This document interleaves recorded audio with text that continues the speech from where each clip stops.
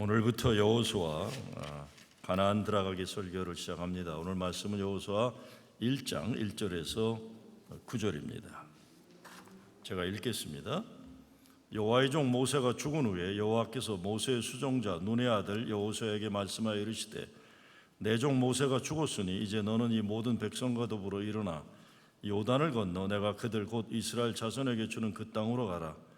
내가 모세에게 말한 바와 같이 너의 발바닥으로 밟는 곳은 모두 내가 너희에게 주었노니 곧 광야와 이 레바논에서부터 큰 강 곧 유브라데 강까지 해쪽 속에 온 땅과 또 해지는 쪽 대해까지 너의 영토가 되리라. 내 평생에 너를 능히 대적할 자가 없으리니 내가 모세와 함께 있었던 것 같이 너와 함께 있을 것임이니라. 내가 너를 떠나지 아니하며 버리지 아니하리니 강하고 담대하라. 너는 내가 그들의 조상에게 맹세하여 그들에게 주리라 한 땅을 이 백성에게 차지하게 하리라. 오직 강하고 극히 담대하여 나의 종 모세가 내게 명령한 그 율법을 다 지켜 행하고 우로나 좌로나 치우치지 말라. 그리하면 어디로 가든지 형통하리니 이 율법책을 내 입에서 떠나지 말게 하며 주야로 그것을 묵상하여 그 안에 기록된 대로 다 지켜 행하라. 그리하면 네 길이 평탄하게 될 것이며 내가 형통하리라. 내가 네게 명령한 것이 아니냐. 강하고 담대하라. 두려워하지 말며 놀라지 말라. 내가 어디로 가든지 내 하나님 여호와가 너와 함께 하느니라 하시니라. 아멘. 오늘부터 여호수아를 통해서 하나님의 백성들이 어떻게 광야 40년을 지나 가나안 하나님의 약속의 땅으로 들어갔는지를 보려고 합니다. 한 개인은 물론 가정이나 교회, 나아가서 민족의 역사에도 전환점이 있습니다. 이스라엘 백성들이 어떻게 노예 400여 년, 광야 40년을 지나 이제 요단강 건너 가나안 땅으로 들어가는지, 들어가서는 어떻게 전쟁을 치르고 정착하게 되는지를 배우게 될 것입니다. 무엇보다 지금 코로나 바이러스가 오래 지속되는 가운데 이제 교회 예배당문도 조금씩 열리고 사업체들이 열리기 시작하지만 너무나 많은 것들이 무너지고 어려워진 현실입니다. 무엇이 우리 앞을 기다리고 있을지 몰라 불안합니다. 어떻게 무너진 것을 다시 세워나갈지 불확실합니다. 우리 모두에게도 건너가야 하는데 도대체 그 속에 무엇이 있는지 알 수 없고 물살이 얼마나 강한지 가늠하지 못해 건너갈 엄두를 못 내는 요단강이 있을 것입니다. 그리고 요단강을 건너도 가나안 땅 오래전부터 자리 잡고 있으면서 절대로 우리가 지나가지 못하도록 하기도 하고 우리를 가로막고 우리를 겁나게 하는 강한 적들이 있을 것입니다. 그래서 여호수아가 요단강을 건너 가나안 땅으로 들어가서 많은 적들과 싸우면서 가나안 땅을 차지하는 과정을 통해 우리가 믿음으로 이겨내야 할 우리의 싸움을 생각할 수 있기 바라는 것입니다. 정말로 코로나 사태 이후에 어떤 변화가 일어날지 알기 어렵습니다. 분명한 것은 불확실하다는 겁니다. 불확실한 미래와 불안한 현실이에요. 이게 분명해요. 불확실하고 불안한 게 분명한 겁니다. 이거 우리가 열심히 기도한다고 하나님이 쉽게 계시로 정확하게 알려주시면 좋겠지만 쉽게 보이지 않을 겁니다. 홍해를 갈라 이스라엘 백성들이 바다를 건너게 하신 것처럼 단 한 번의 기적으로 해결해 주실 것 같지도 않습니다. 제가 내일 코로나 팬데믹 이후에 목회 어떤 변화가 일어날 것인가라는 주제로 오전과 오후에 줌 미팅으로 여러 다른 단체의 목사들에게 발표를 합니다. 제가 다른 사람들보다 이런 일에 더 많이 안다고 할 수가 없어요. 미래를 내다보는 능력도 없습니다. 어쩌면 계속 잠을 설치면서 고민하고 걱정하면서 이 생각 저 생각하다 생각이 막히면 무릎 꿇고 기도하면서 어떻게 해야 프로징 제일교회를 잘 지키고 그냥 지키는 것만이 아니라 세상의 위기를 하나님이 주신 기회로 만들 것인지 많은 생각을 하고 또 고민하고 힘들어하는 것이 자격이라면 유일한 자격일 것입니다. 다른 자격은 없습니다. 그런데 이런 주제로 발표하는 것을 알고 얼마 전에 버지니아주 미국인 교회 목회하는 젊은 목사가 이런 내용의 글을 저한테 보내왔습니다. 목사님, 제가 요즘 코로나 문제로 답답해하다가 여러 책을 사서 읽던 중에 코로나 사피언스라는 책을 읽었습니다. 코로나 인간이라는 거죠. 예측이 안 되는 상황에서 우리가 미래를 대하는 방식은 결단이라고 저자가 말하며, 우리가 이 상황에서 어떤 가치를 중요시하고 어떤 식으로 미래를 우리가 만들어 가고 싶은지를 고민하는 것의 중요성을 책에서 말했습니다. 현재의 문제는 인간의 무한한 욕망을 무한히 긍정한 현대 문명의 결과라고 보고 있습니다. 이를 극복하기 위해서 want, 내가 뭘 바라는 거에서 like, 내가 뭘 좋아하는 변화를 말하고 있습니다. 다른 사람들이 다 가졌으니까 나도 가졌겠다는 욕망이 아니라 내가 진짜 좋아하는 것을 찾는 것입니다. 자신이 진짜 좋아하는 것 알아가면서 그것에 대한 역량을 발전시켜 나가는 사회와 문화에서는 적은 것을 가지고도 공존하면서 다 함께 행복하게 살 수 있다고 책은 말합니다. 여기서 중요한 내용은 진짜 자기가 좋아하는 것 찾으라는 것입니다. 부족하고 어렵지만 함께 더불어 사는 비결을 알게 되면 행복하게 살 수 있다는 이야기를 합니다. 그런데 여기서 자기가 좋아하는 것이 무엇일까요? 뷰포드가 쓴 해프타임에서 말하는 것처럼 다수의 사람은 서바이벌, 생존을 위해 살지만 소수의 우수하다고 생각하는 사람들은 석세스, 성공을 위해 추구하지만 인생의 후반전 우리가 찾아야 하는 것은 하나님이 우리 각자에게 맡겨주시는 거룩한 몫을 찾아야 하는 것이 위대한 삶이다라는 겁니다. 이 위대한 삶을 찾아서 하나님 기쁨의 삶을 찾는 것입니다.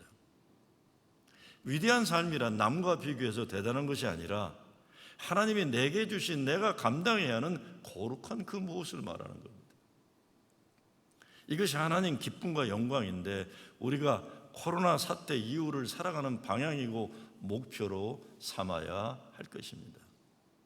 이제는 사람이 자기 원하는 것 무한대로 긍정하는 것이 아니라는 거예요. 하나님 기쁨과 영광을 위해 인생의 목표를 다시 세우라는 것입니다. 그리고 어렵고 힘들지만 함께 더불어 살면서 하나님 기뻐하시는 세상을 만들어 가는 것입니다. 하나님이 선택한 이스라엘 백성들도 그랬습니다. 하나님이 함께 하셨지만 어려운 광야 40년을 지나야 했어요. 그리고 그 광야 40년 마지막 뒤에는 가나안 약속의 땅이 있었지만 그 땅도 그냥 거저 들어가는 땅이 아니었습니다.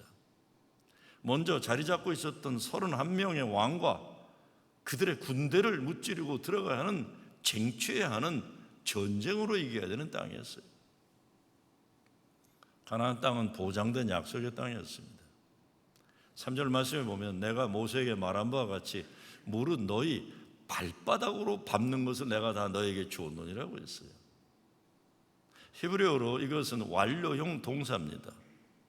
이미 이 땅을 주었고 그리고 지금도 주어진 상태라는 것을 밝히고 있어요. 그럼에도 불구하고 그 땅은 여호수아와 이스라엘 백성들이 싸워서 얻어야 하는 땅이라는 것입니다. 가나안 그 땅은 그냥 거저 주어지지 않습니다. 우리가 가지고 있는 모든 것을 내어놓고 쟁취에 들어가야 하는 땅입니다. 앞으로 여호수아를 통해서 이 과정을 우리가 보기를 바라는 것입니다. 여호수아를 통해 이스라엘의 역사 속에서 하나님이 하나님의 일을 어떻게 이루셨는지 보게 될 것입니다. 하나님이 어떻게 하나님의 뜻에 순종하는 백성들을 축복하셨는지, 또 반대로 어떻게 하나님의 뜻을 거역하는 백성들에게 징벌을 내리셨는지 우리가 보게 될 것입니다.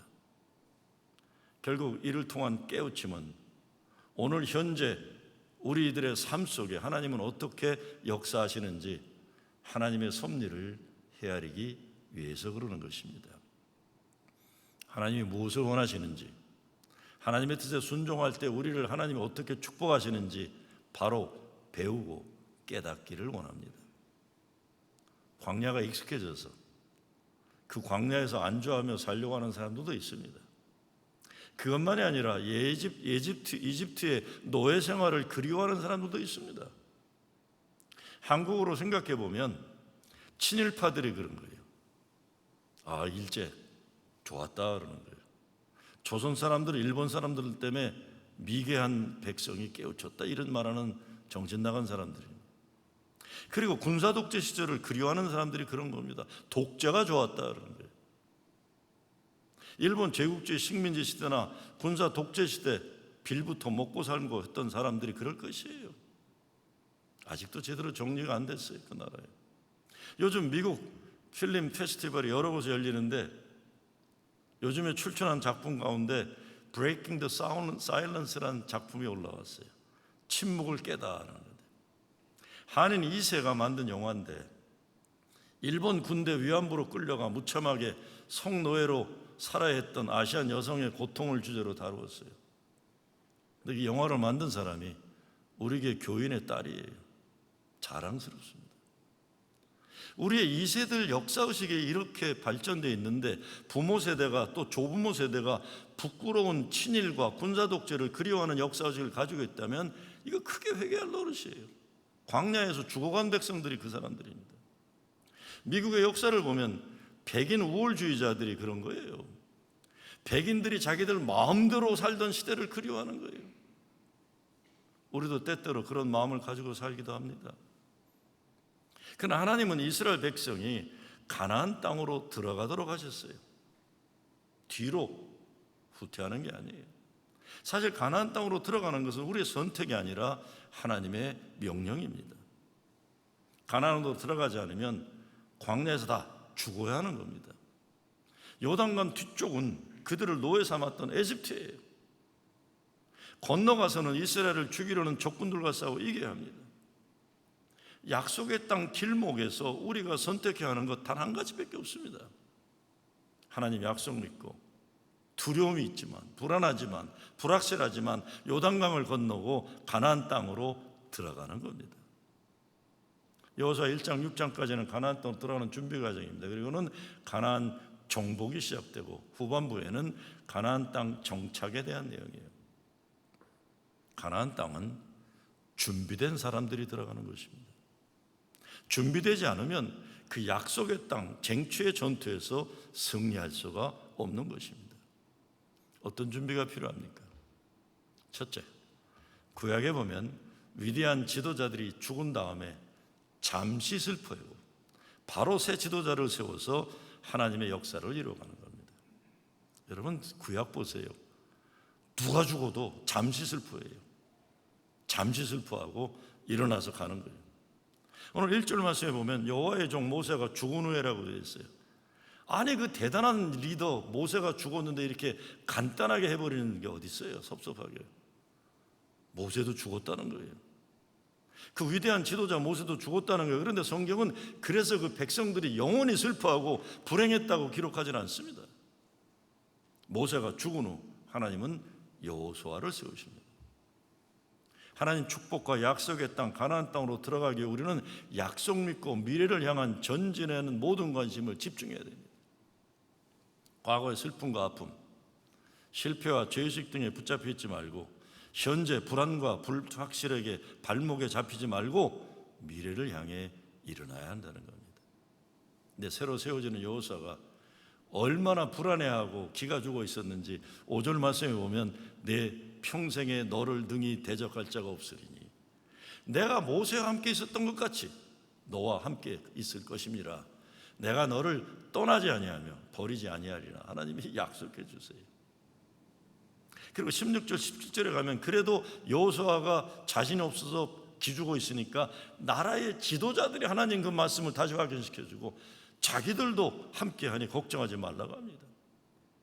새로운 시대를 이끌어갈 지도자라고 해서 자기 개인의 실력으로 이루어내지 못한다는 거예요. 하나님이 함께 하신다는 믿음으로 감당해 나가는 것입니다. 그것만이 아닙니다. 7절 말씀에 가면 하나님 말씀 율법을 잘 지켜 행하면 어디로 가든지 형통하리라 말씀하는데, 그런데 여기서 형통하리라는 것은 시편 105편에 보게 되면 여호와의 말씀이 응할 때까지 그의 말씀이 그를 단련하도다라고 그랬어요. 여기서 단련하는 것이 형통과 같은 의미를 가지고 있는 겁니다.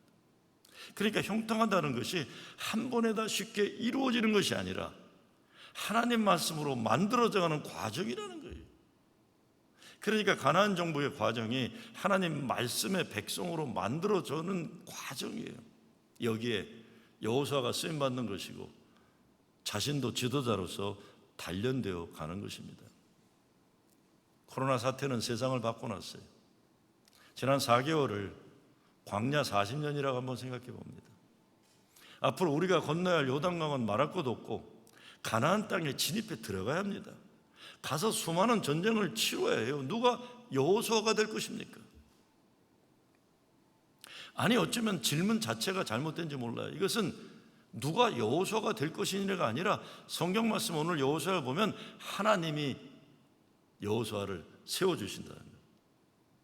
가정도 교회도 여호수아를 하나님이 세우실 것입니다. 이제 정말로 2주쯤이면 맨하탄 청년센터 공사가 마무리 열리게 될 거예요. 그래서 앞으로 어떻게 해야 될까 해가지고 제가 미국에 있는 전문가들하고 젊은 사역자들하고 한 거의 20명이 도시 청년선교 어떻게 할 건지 지난주에 줌 미팅으로 보스턴, 시카고 다 모여서 전문가들하고 회의를 했어요. 회의가 끝나고 저한테 전화들이 오기 시작했어요. 야, 그런데 꼭 이 인간들이 입을 맞춘 것처럼 똑같이 하는 말이 있어요. 회의를 끝내고, 목사님, 지금 젊은 세대를 위한 목회의 미래를 위해 젊은 세대의 리더를 세워야 합니다. 제가 속으로 그랬어요. 내가 언제 맨하탄까지 가서 청년 목회한다고 그랬냐, 이 가로 열고 가로 닫고 그랬어요. 아니, 내가 이 나이에 거기까지 가서 청년 목회를 하겠습니까? 근데 다들 그게 두려웠는지 어쩐지 하여간 저한테 새 시대의 새 리더를 세우라는 거예요. 제가 속으로 생각해 봤어요. 제가 79년도예요. 보스턴 대학의 최초 아시안 학생 선교 교목을 했습니다.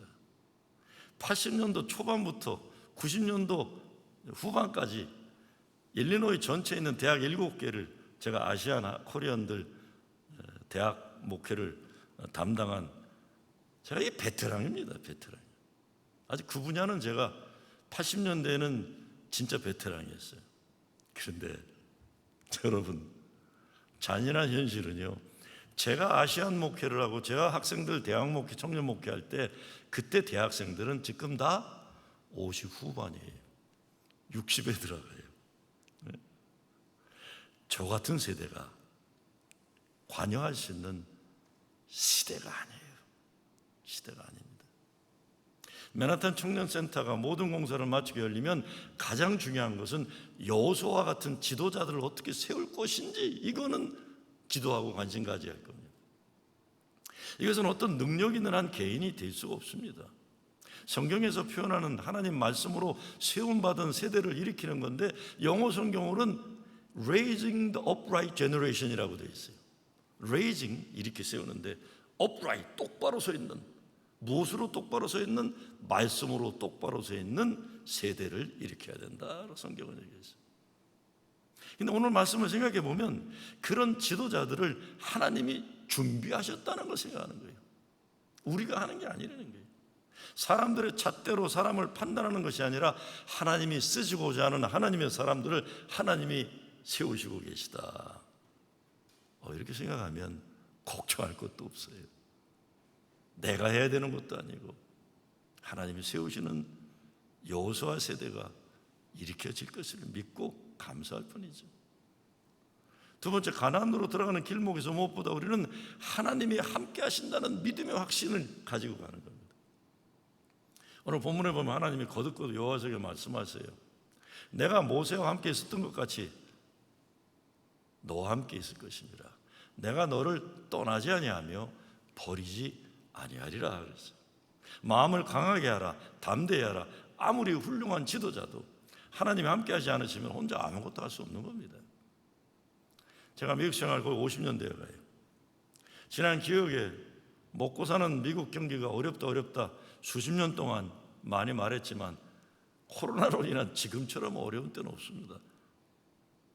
다윗이 골리앗과 싸우는 것 같은 어마어마하게 이겨야 할 상대를 바라보면 기죽는 그런 불가능한 싸움을 우린 싸워야 돼요.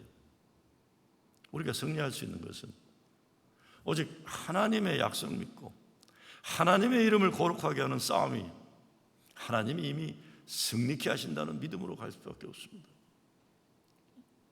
약속의 땅 길목에서 우리는 하나님이 함께 하심을 믿는 믿음으로 새 역사를 맞이하게 될 것입니다. 하나님은 하나님의 역사를 위해 지도자를 세워 쓰십니다. 하나님이 택하신 사람 여호수아가 누굽니까? 여호수아의 원래 이름은 호세아인데 모세가 여호수아로 바꿔준 거예요. 호세아는 그가 구원한다는 뜻이고 여호수아는 여호수아가 구원하신다. 여호와가 구원하신다는 뜻이에요. 그러니까 모두 그가 저들의 죄를, 자기 백성들의 죄를 대속해 준다. 그러니까 신약에서 헬라식으로 보면 예수예요. 예수스. 바로 예수라는 이름과 똑같은 겁니다. 여호수아는.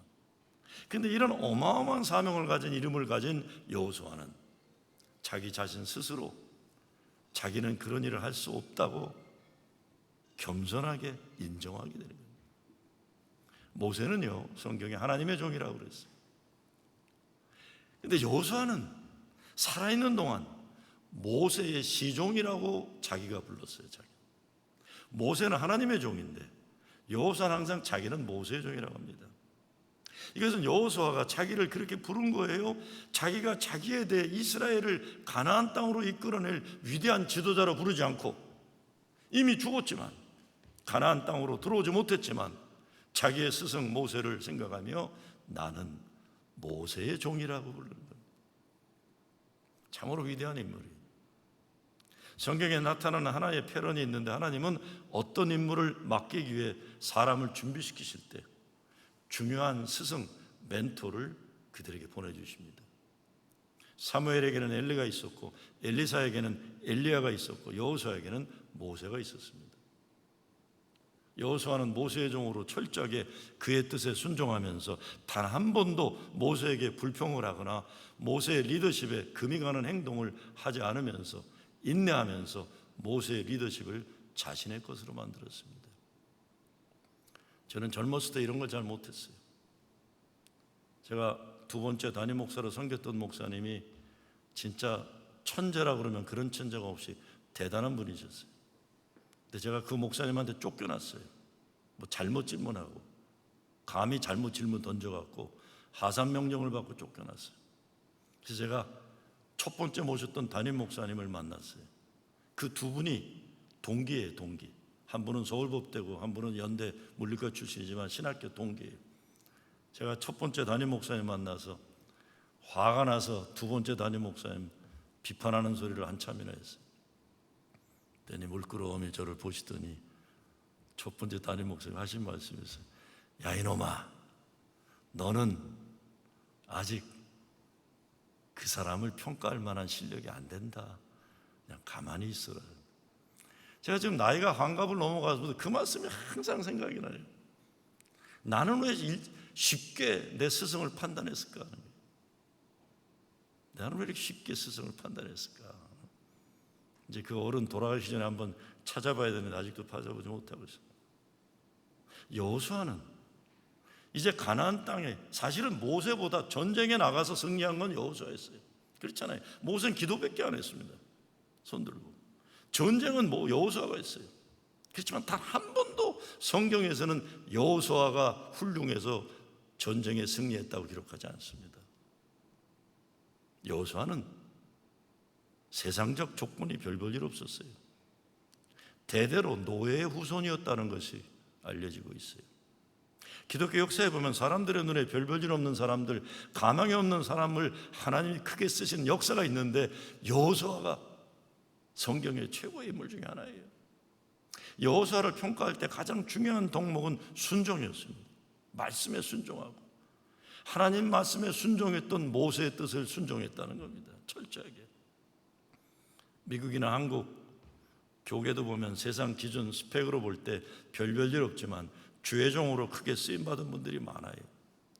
육체적으로 몸이 약하고 별일 없고 학벌이나 가문이 볼 것 없고 세상적으로 내놓을 것 없기 때문에 주의 은혜와 성령의 능력 주심으로 쓰임받은 위대한 주의 종들이 얼마나 많습니까? 여호수아가 그런 거예요.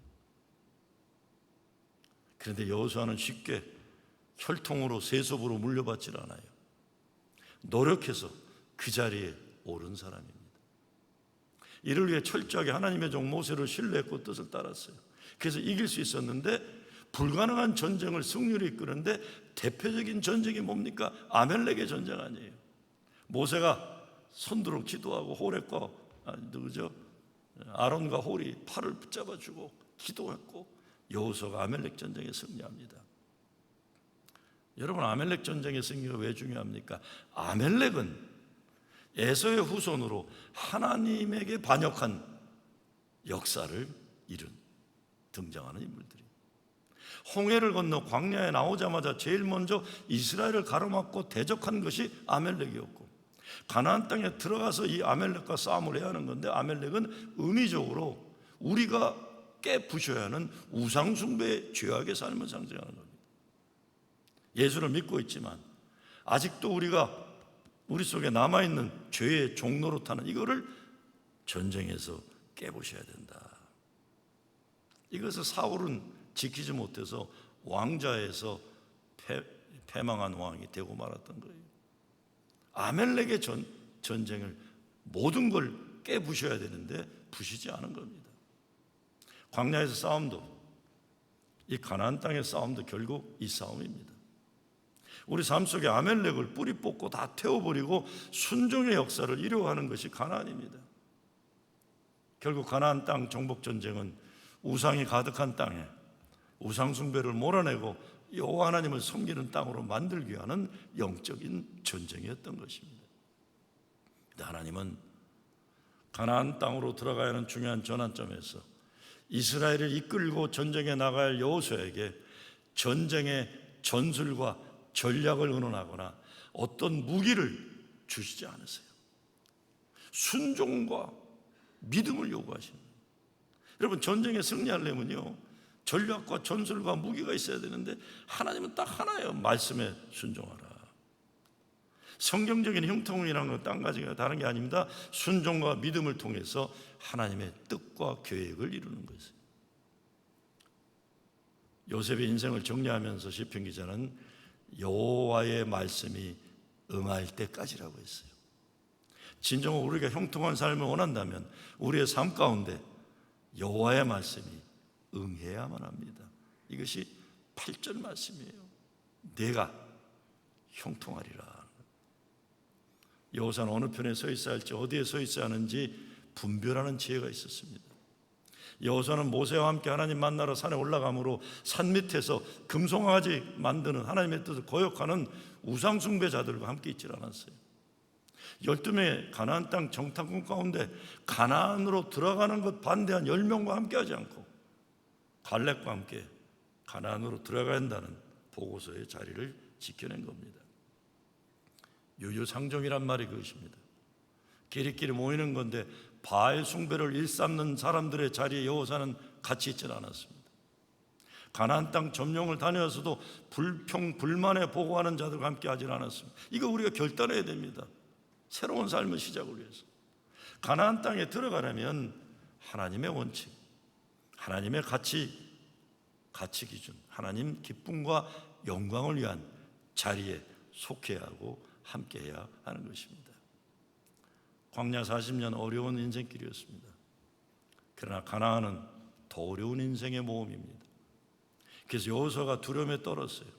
그 여호수아를 향해 하나님은 그를 찾아주셨고 그와 함께하리라 약속하셨고 이스라엘에게 약속하신 가나안 땅으로 가도록 명령하셨습니다. 이제 우리는 가나안으로 가는 길목에 서 있습니다. 광야 40년도 맴돌고 있으면 안전하기에 그 생활에 익숙할 수 있어요.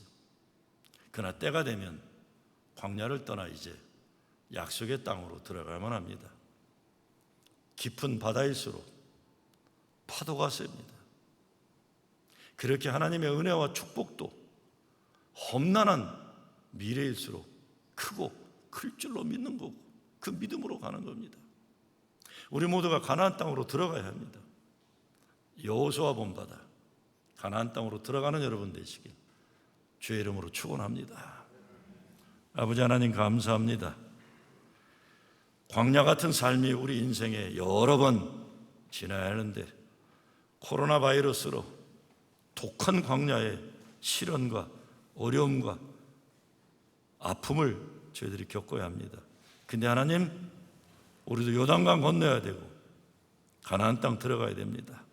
불안하고 불확실한 미래, 하나님 약속 말씀 붙잡고 믿음으로 건너가 승리하게 하여 주시옵소서. 예수 그리스도의 이름으로 기도드리옵나이다.